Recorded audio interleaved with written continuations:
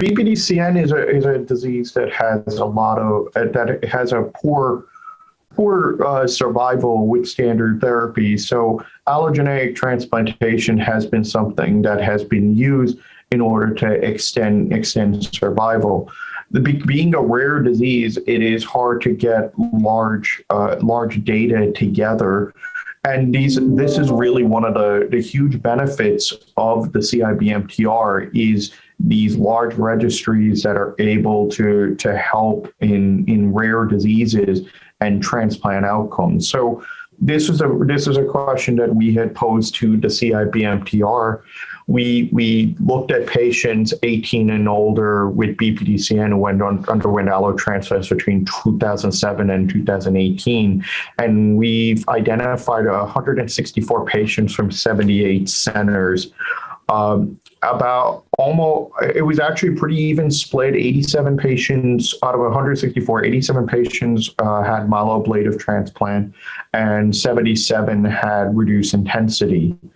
We were able to see that a 5-year overall survival was 51%, and a 5-year disease-free survival was 44%, and non-relapse mortality 5-year was 32%.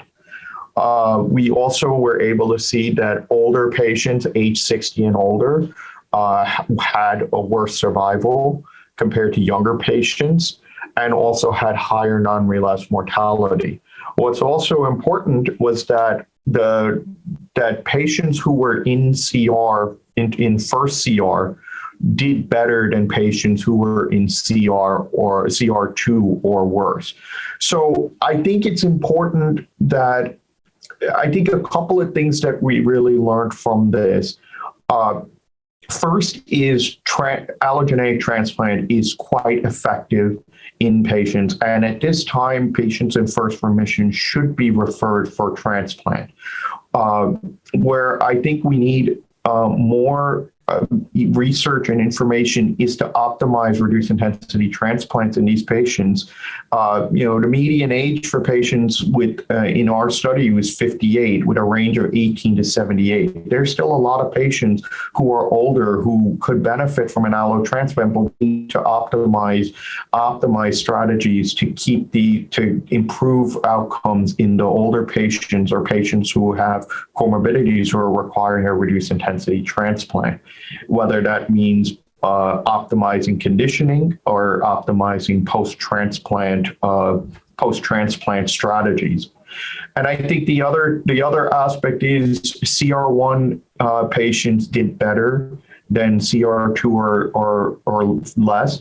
And I think that goes to the induction strategies that we had. Unfortunately, in this, we did not have all the induction strategies for every patient. We do know that some patients receive leukemia-style inductions and lymphoma-style inductions. There are newer agents, one FDA-approved called Tegroscafusp. And then there are clinical trials ongoing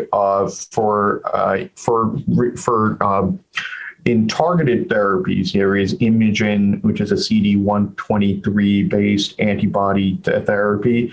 There's also CAR T that is directed against CD123. So I think those are really important strategies because we need to get patients in remission, ideally from diagnosis in first remission, and get them to transplant. And then once we get them to transplant, we need to optimize the outcomes for patients who are unable to go with the preferred myeloablative conditioning.